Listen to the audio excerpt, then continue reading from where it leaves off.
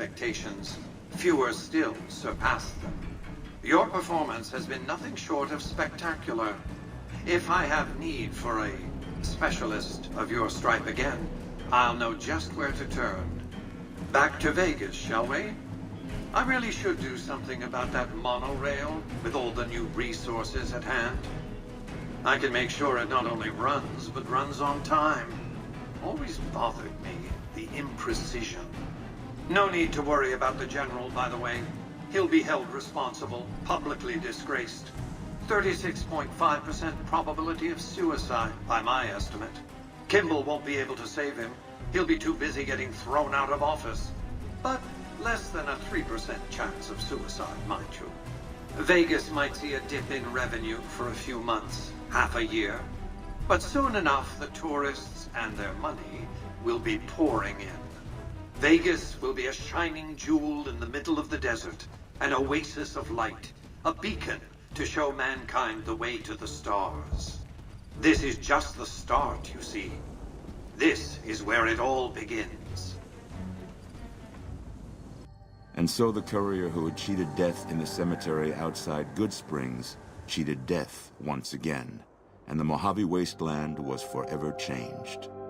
Mr. House's Securitron army took control of Hoover Dam and the Strip, pushing both the Legion and the exhausted NCR out of New Vegas. Mr. House continued to run New Vegas his way, a despotic vision of pre-war glory. The streets were orderly, efficient, cold. New Vegas continued to be the sole place in the wasteland where fortunes were won and lost in the blink of an eye. The courier, fair and kind-hearted to those in the wasteland, ensured that Mr. House would keep New Vegas stable and secure for future generations. Mr. House afforded him every luxury at his disposal in the Lucky 38, out of gratitude and a quiet sense of pride for his choice in lieutenants. Though some super mutants in Nightkin continued to journey to the legendary Utopia, they found little trace of its existence. Some eventually found their way to Jacobstown, but many wandered off into the wastes, confused and disheartened. Mr. House showed little interest on the Boomers, who eventually began venturing out to Nellis to meet and trade with travelers. The Fiends staged an attack against Camp McCarran during the Second Battle of Hoover Dam. During the NCR's retreat, the Fiends overwhelmed many of the troopers before Mr. House's Securitrons could deal with them. After Mr. House gained control of New Vegas, he sent a Securitron to Goodsprings as a token of appreciation for helping the courier. Victor was a mixed blessing, however, as he continually monitored the town for Mr. House. With no cure for the Nightkin schizophrenia in sight, the disgruntled Nightkin left Jacobstown. Without a treatment, their insanity grew.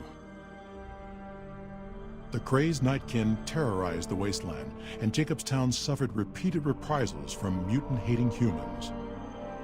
In the end, the surviving mutants abandoned Jacobstown entirely, its existence quickly forgotten by the rest of the wasteland.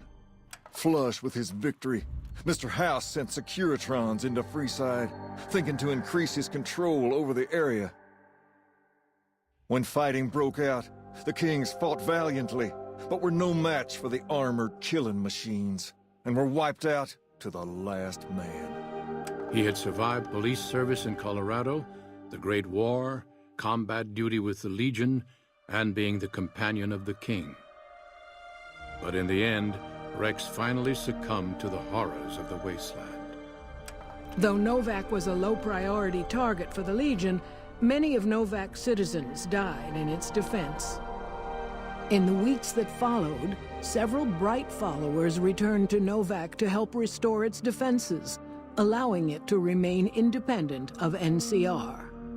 Tired of waiting for the world to be done with him, Boone ventured into the wastes to make his own way out.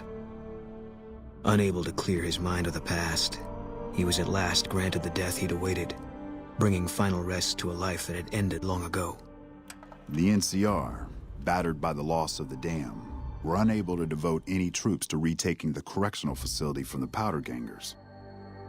As a result, powder ganger raids on caravans became an unfortunate fact of life in the Mojave for years to come. Armed with a wide array of improvised explosives and stolen weapons, the Vault 19 powder gang tormented the Mojave wasteland for years. Citizens of the NCR were favorite targets, and they always suffered the worst fates. After Hoover Dam, Sheriff Myers runs Primm with his own style of frontier justice. He deals with most folks fairly, but now and then someone winds up dead with little to no evidence against them. And so the Courier's Road came to an end, for now.